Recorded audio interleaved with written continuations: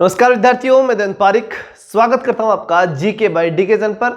और विद्यार्थियों, आज थोड़ी तबीयत नाजुक है, लेकिन फिर भी क्योंकि क्लास लेनी है और रेगुलर ही चल रही है क्लासें। संडे की कल छुट्टी थी, कल ही बीमार हो गया था मैं, तो कल की छुट्टी भी बीमारी में ही चली गई। कोई नहीं, अभी कुछ सुधार है, दवाइयाँ ली हैं, तो पढ़ाई शुरू करते हैं।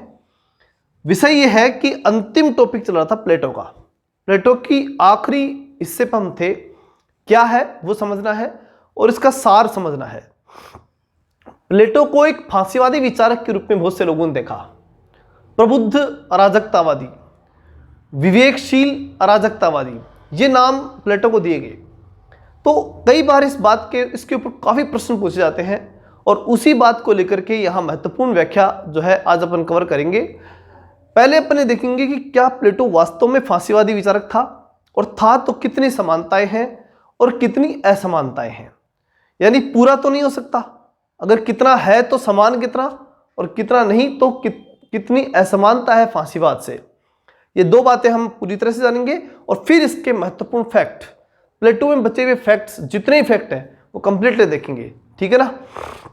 जो स्लाइड में लेके आया हूं, आप ऐसा मत मानना कि किताब में से है, क्योंकि किताब में से होती नहीं है, टाइप अलग होती है, फिर उसमें से कुछ चीजें किताब में से ली जाती हैं और बाकी इसका कोई मतलब नहीं है। तो शुरू करेंगे। आज का टॉपिक है प्लेटो और फांसीवाद। प्लेटो का फांसीवाद से कितना रिलेशन है। सबसे पहले हम जानेंगे प्लेटो और फांसीवाद में समानताएं, समानता कितनी है, क्योंकि समानता और असमानता दोनों जानने के बाद ही हम सही सारांश पर पहुंच पाएंगे। ठीक है, तो पहले हम शुरू करेंगे किसकी, समानता के बारे में। समानता की बात करें तो आलोचकों ने प्लेटो को पहला फांसीवादी विचारक कहा।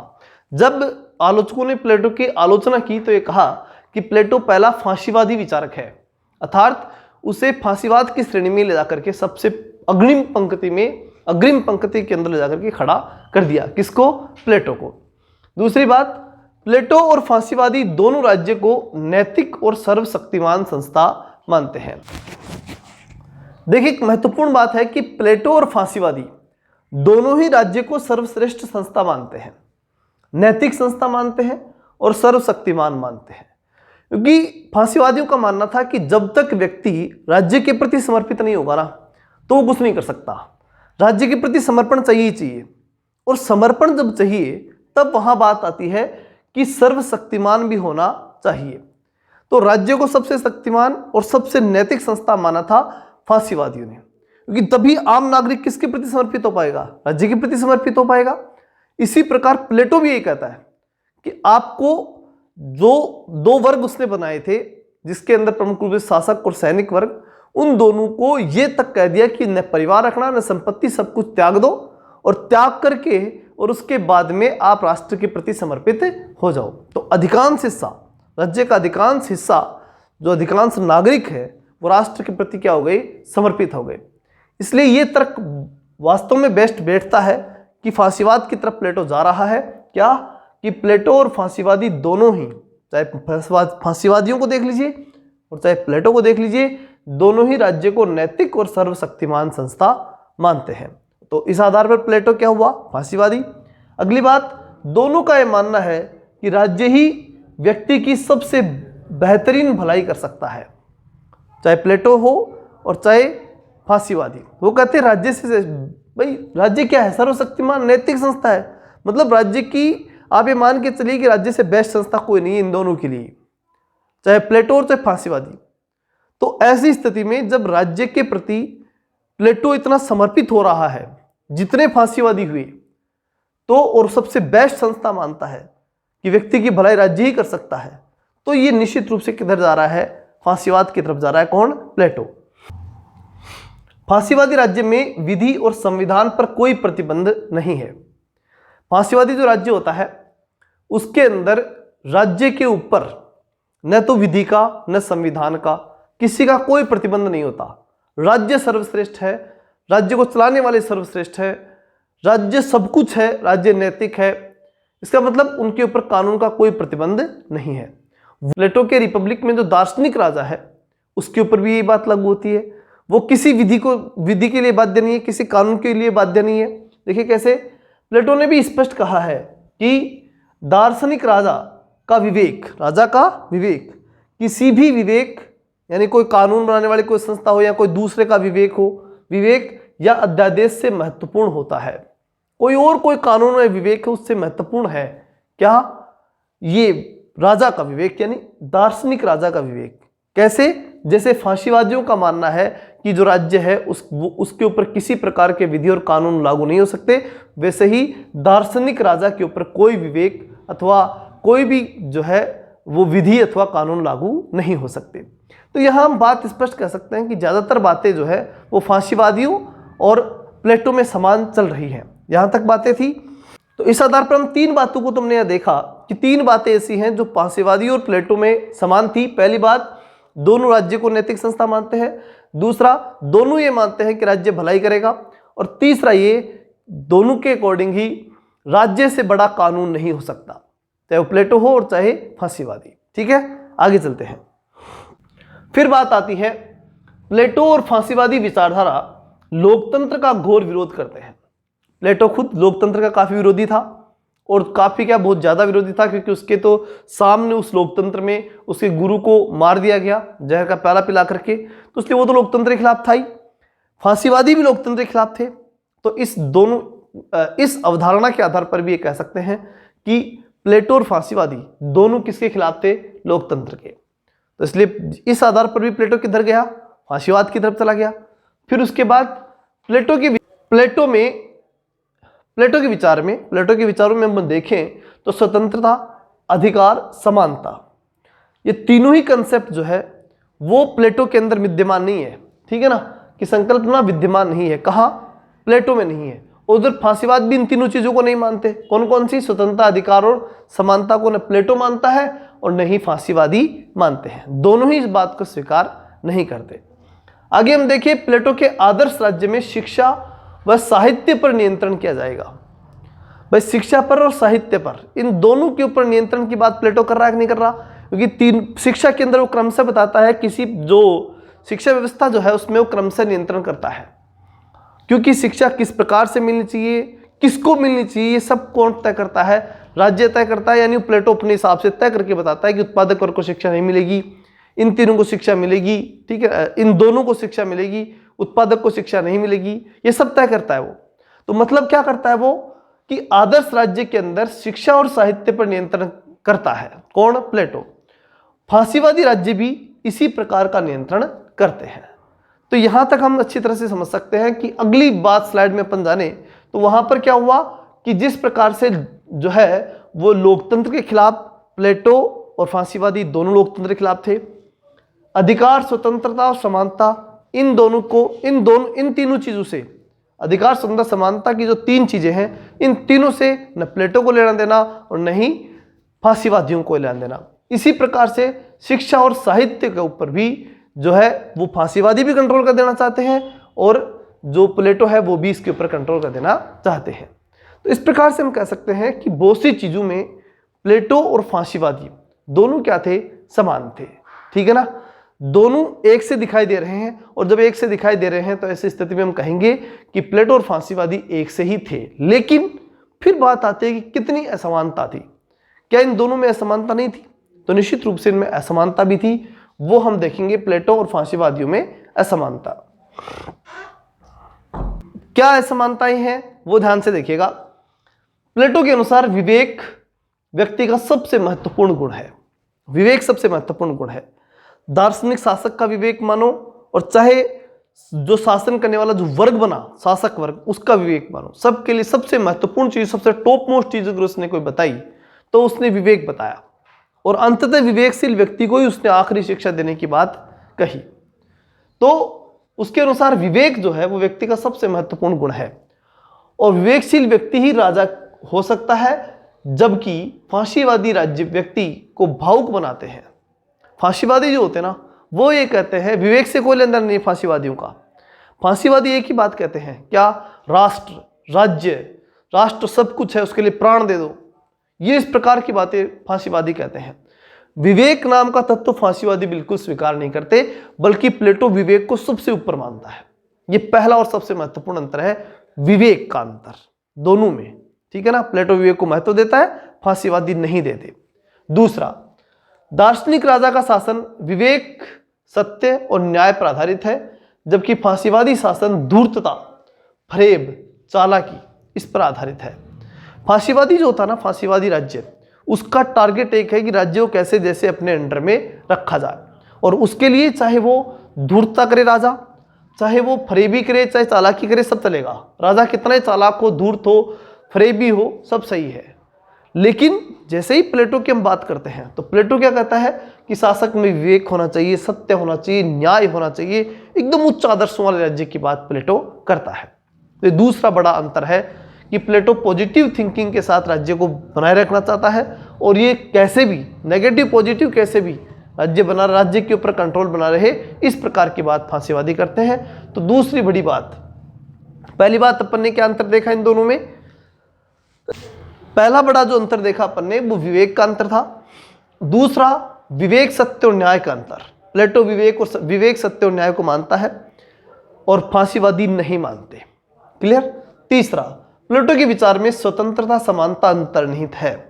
खुले रूप में तो नहीं बताया उसने स्वतंत्रता समानता को, लेकिन उसके विचारों को जो हम पढ़ने लगते हैं, तो जैसे उसने स्त्री और पुरुष में समानता बताई, इसी प्रकार से अन्य चीजों में भी उसने समानता बताई। तो बहुत सी चीजों को उसने समान लेकर के चला।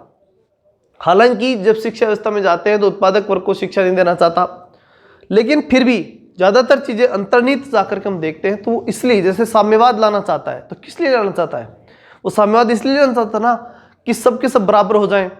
तो वो चाहता है कहीं ना कहीं समानता के विचार उसके विचारों में अंतर्निहित है, कहीं ना कहीं है, समानता लाना चाहता है, स्वतंत्रता लाना चाहता है। लेकिन फांसीवादी ऐसा बिल्कुल नहीं चाहते।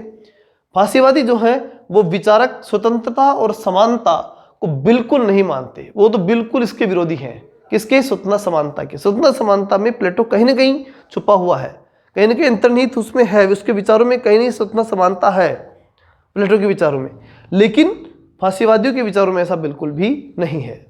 प्लेटो ने महिलाओं को भी सरकार वर्ग में शामिल किया, महिलाओं को भी वो शासन वर्ग में शामिल करना चाहता है, लेकिन फांसीवादी महिलाओं और बच्चों को शासन में शामिल नहीं करना चाहते। तो चार अंतर अपन ने देखे, एक और देख लेते हैं, उसके बाद एक साथ ही देख लेते हैं। प्लेटो के विचारों में उग्र राष्ट्रवाद बिल्कुल नहीं है, और फांसीवादी उग्र राष्ट्रवाद पे पनपते ही उग्र राष्ट्रवाद पर है। ठीक है। फिर उसके बाद प्लेटो ने एक आदर्श राज्य की कल्पना की तथा उसका सैद्धांतिक विश्लेषण किया, जबकि फांसीवादी मूलतः एक अवसरवादी हैं। उनको आदर्श से कोई मतलब नहीं, अवसर से मतलब है, कैसा भी हो अवसरवादी बन जाओ। ठीक है ना। इस प्रकार के शासन की बात वो करते हैं। इस प्रकार निष्कर्ष रूप में हम कह सकते हैं, जब निष्कर्ष की बात आए तो हम कह सकते हैं कि प्लेटो फांसीवाद से समानताएं संयोगिक है। संयोगवश हम कह सकते हैं कि प्लेटो और फांसीवादी समान थे। बाकी न तो प्लेटो का जो सत्य, विवेक और न्याय है वैसा फांसीवादियों में था, बिल्कुल नहीं था। ठीक है। और फांसीवादियों की जो विचारधारा जो हिंसा, असत्य, चालाकी और धूर्तता पर टिकी हुई थी, ऐसा प्लेटो में नहीं था। तो दोनों कहीं पर भी एक दूसरे के समान में नहीं थे। फिर हम बात करें कि प्लेटो और फांसीवादी दोनों विपरीत थे, दोनों में कोई समानता नहीं पाई गई। ये बात मूल है, दोनों में समानता नहीं है। बात इतनी है कि संयोगवश ये दोनों क्या है, समान दिखाई देते हैं, और बाकी कहीं पर भी कोई समानता नहीं है। प्लेटो के संबंध में कुछ महत्वपूर्ण रचनाएं विभिन्न विचारकों ने लिखी, वो देख लेते हैं। अर्नेस्ट बार्कर ने किताब लिखी ग्रीक राजनीतिक सिद्धांत, प्लेटो और उसके पूर्ववर्ती विचारकों के ऊपर। इसी प्रकार एक किताब और लिखी थी बार्कर ने, प्लेटो और अरस्तू के राजनीतिक विचार।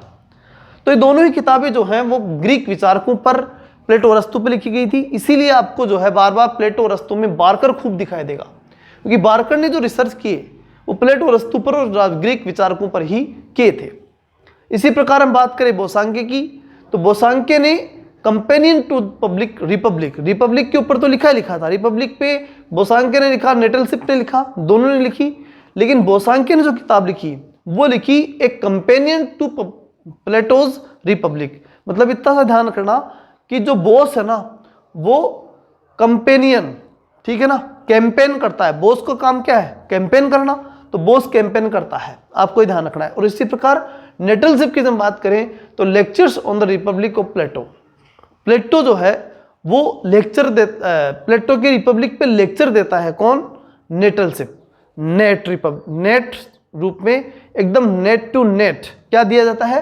लेक्चर दिया जाता है। किस पर? प्लेटो के रिपब्लिक पर। अंततः कुछ महत्वपूर्ण बिंदु जो इस पूरे लेशन को या कहें कि पूरे प्लेटो को सार रूप में इकट्ठा कर देते हैं, जो अति महत्वपूर्ण फैक्ट जो इस पूरे लेशन में थे, जो महत्वपूर्ण मुख्य बिंदु हैं, अलग कुछ नहीं है, जो हमने पढ़ा उसी में से सार है। और ये सार जानना बहुत जरूरी है और एग्जाम टाइम में ये मुख्य बिंदु ही आपको देख करके जाने होते हैं, तो इनको अच्छे से देख लो।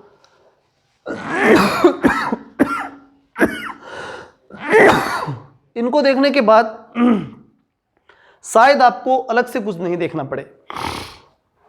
प्लेटो रिपब्लिक में आदर्श राज्य की व्याख्या करता है, निश्चित रूप से करता है, किसी वास्तविक राज्य की नहीं करता। प्लेटो की सबसे महत्वपूर्ण रचना थी द रिपब्लिक। इसके अतिरिक्त प्लेटो ने स्टेट्समैन और लॉज नामक ग्रंथ भी लिखे जो आदर्श राज्य के बजाय व्यवहारिक राज्य की व्याख्या करते हैं। ये अपन ने पढ़ा। रिपब्लिक में आदर्श राज्य की व्याख्या करता है, स्टेट्समैन और लॉज के अंदर व्यवहारिक राज्य की व्याख्या करता है। ये बात अपन ने पूरी पढ़ ली है। आदर्श राज्य में 5040 की जनसंख्या बताता है वो, ये ध्यान रखना, रटके रखना इस बात को, फिक्स रटा हुआ फैक्ट है। आदर्श राज्य में जनसंख्या कितनी होगी? 5040। किसके आदर्श राज्य में? प्लेटो के आदर्श राज्य में। प्लेटो की अध्ययन पद्धति दार्शनिक और निगमनात्मक है। प्लेटो की अध्ययन पद्धति कैसी है?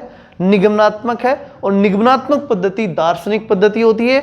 इसी प्रकार आगमनात्मक पद्धति अरस्तु की है और आगमनात्मक पद्धति वैज्ञानिक होती है। ये बातें मैंने पहले ही क्लियर कर दी थी। प्लेटो ने राजनीति शास्त्र को नैतिकता का एक भाग माना। प्लेटो ने राजनीति शास्त्र को क्या माना था?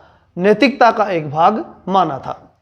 निगमनात्मक पद्धति का मतलब होता है सामान्य से विशेष, और आगमनात्मक पद्धति का मतलब होता है बस। अच्छा, इसमें एक बात और देख लो, निगमनात्मक पद्धति में सामान्य से विशेष, सामान्य से विशेष का एक शब्द और होता है समष्टि से व्यष्टि। अब इसको उल्टा करो, व्यष्टि से समष्टि, या बोल सकते हैं विशेष से सामान्य।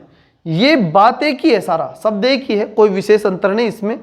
विशिष्ट से सामान्य, और विशिष्ट से सामान्य कौन सी होती है? आगमनात्मक। ये अरस्तु की पद्धति थी जो कि वैज्ञानिक थी, और निगमनात्मक जो है वो किसकी थी? प्लेटो की। स्टेट्समैन में सर्वोत्तम संभावित राज्य का उल्लेख है, और लॉज के अंदर भी वो कहता है कि सर्वोत्तम संभावित राज्य हो वही संभव है। उसके लिए वो कहता है लॉज में अपूर्ण मनुष्यों के बीच आदर्श शासन प्रणाली स्थापित करना संभव नहीं है। मतलब जब तक मनुष्य पूर्ण नहीं हो जाए ना, तब तक आदर्श राज्य नहीं ला सकते। तो इस प्रकार से वो लॉज के अंदर अपूर्ण मनुष्यों के बीच आदर्श शासन प्रणाली की स्थापना की बात करता है। वो कहता है कि अपूर्ण मनुष्य जो हैं उनमें आदर्श राज्य नहीं आ सकता। प्लेटो स्टेट्समैन में विधि के शासन की बात करता है, और लॉज में भी, ध्यान रहे, लॉज और स्टेट्समैन इन दोनों किताबों के अंदर वो